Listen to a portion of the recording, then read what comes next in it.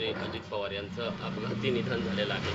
काय आहेत आपल्या आठवणी? विश्वास बसत नाही आहे की अजितदादा, महाराष्ट्राचे दादा हे आपल्यातून निघून गेले. जेव्हा सकाळी न्यूज आली की प्लेन क्रॅश झाला, तेव्हा मनात सगळ्यांनी प्रार्थना केली की त्या प्लेनमध्ये अजितदादा नसावे किंवा उपचारासाठी हॉस्पिटलमध्ये. पण मग काही क्षणानंतर न्यूज आली की दादा त्या क्रॅशमध्ये गेले आणि अंगावर असा शहारा येतो, कारण का एवढे जवळचे संबंध. मला एक लहान बहीण म्हणून नेहमी ते बघायचे, कौटुंबिक नातं होतं. 2 महिन्यापूर्वीच मी, माझी बहीण त्यांना आमंत्रण द्यायला गेलेलो माझ्या भाचीच्या लग्नासाठी, आणि नेहमी काय ग प्रणिती असं म्हणायचे. मी जेव्हा फोन करायची, ढिकले म्हणून त्यांचे पीए असायचे, दादांशी बोलायचे, डायरेक्ट दादा बोलायचे. माझ्या मतदारसंघासाठी दादांनी खास निधी पण दिलेली, अजून त्याची कामं आपल्याला होताना दिसत आहेत. मी MLA होती, आमदार होती, तेव्हा पण दादा बोलून त्यांना अभिमान वाटला जेव्हा मी पहिल्यांदा निवडून आली, आणि नेहमी मला गाईड करायचे की हे असं ते असं. दादांची काम करण्याची पद्धत तुम्हाला सगळ्यांना माहिती आहे, अशी काम करण्याची पद्धत कोणाचीच नाही आहे आजपर्यंत महाराष्ट्रात.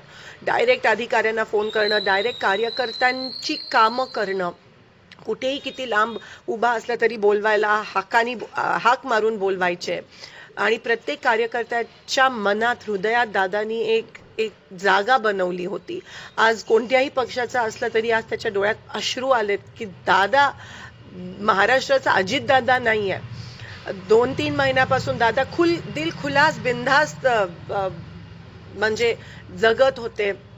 जिल्हा परिषद इलेक्शन्स आहेत, दादा एक वेळेसाठी खूप पर्टिक्युलर होते. जर 9ला मीटिंग असायची तर 9ला 10 मिनिटं असताना ते तिथे उपस्थित असायचे, आणि सारखं एकदम हेक्टिक लाईफस्टाईल.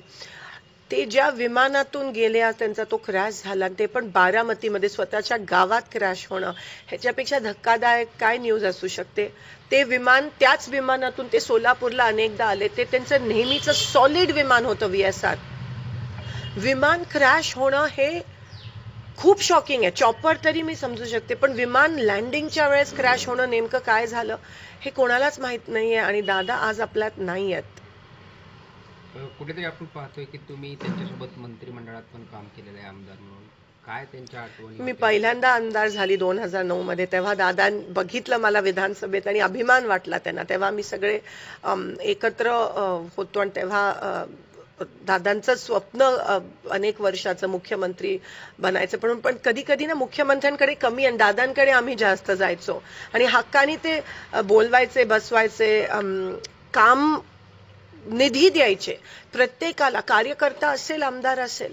आणि दादांची काम करण्याची पद्धत मला माहिती आहे. बोरामणी एअरपोर्टसाठी जेव्हा मी त्यांच्याकडे सकाळीची वेळ दिलेली, आज फोन केला तर म्हणायचे उद्या ये तू, आपण करूयात.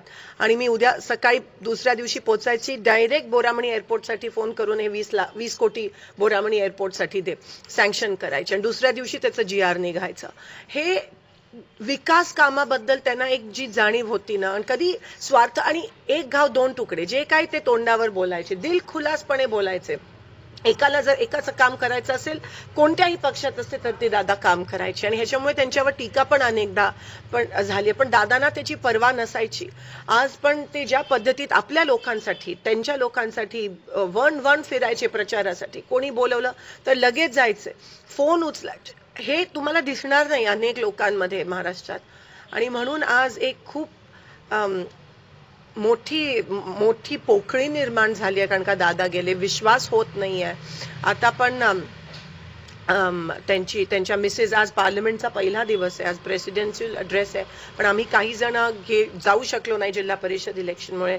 तिथून त्या निघाल्यात, आणि पवार साहेब पण मला असं वाटतं तिथून दिल्लीवरून निघाले. सुप्रियाताई आहेत, आणि पुण्यात लँड होऊन मग बारामतीला बाय रोड येणार, कारण का बारामती एअरस्पेस बंद आहे.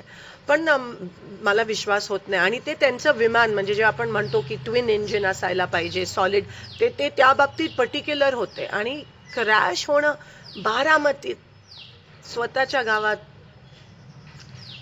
खूप मोठा लॉस महाराष्ट्रासाठी.